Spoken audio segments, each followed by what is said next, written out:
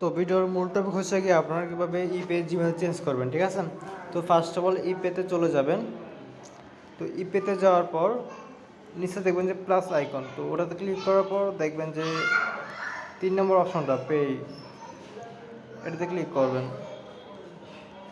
তো পেতে ক্লিক করার পর এই যে উপরে দেখতে পারবেন যে প্লিজ সিলেক্ট ইপে অ্যাকাউন্ট ইমেল, ঠিক আছে, এটাতে ক্লিক করবেন।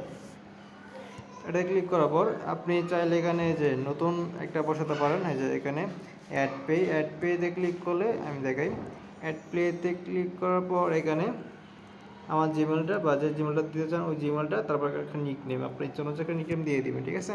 তারপরে যে নিচে দেখতে পাবেন যে সেভ অপশন আসবে, এই যে এখানে সেভ আসবে, সেভ বা অ্যাড চিপলে অ্যাড হয়ে যাবে, ঠিক আছে। বা আপনার ইপেতে যদি থাকে মানে পুরাতন ইমেল, বা আপনার যদি মনে হয় যে না পুরানগুলো থাকলে হয়তো কোনো ভুলবশত ডলার ট্রান্সফার হয়ে যেতে পারে, সেক্ষেত্রে কী করবেন, মানে পুরাতন যে ইমেল থাকবে ইপে ইমেল আমি দেখাই। এই যে এটা আমাদের আকিব ভাইয়া, তো এটাতে আমি ক্লিক করলাম। এই যে ক্লিক করার পর যে এডিট যে অপশনটা, এডিটে ক্লিক করব। তো এই এডিটে ক্লিক করার পর এই যে এখানে যে জিমেলটা থাকবে, এই যে জিমেলটাতে এই যে ডানে ক্রস দেখবেন, ক্রস চিহ্ন, এটাতে ক্লিক করবেন বা হাতে টিপ দিয়ে কেটে দেবেন, ঠিক আছে।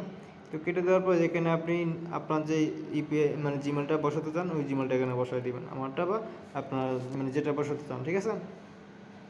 আর নিচে আপনার এই জন্য যে আপনি নিক নাম যেটা দিতে চান ওটা দিয়ে দিবেন।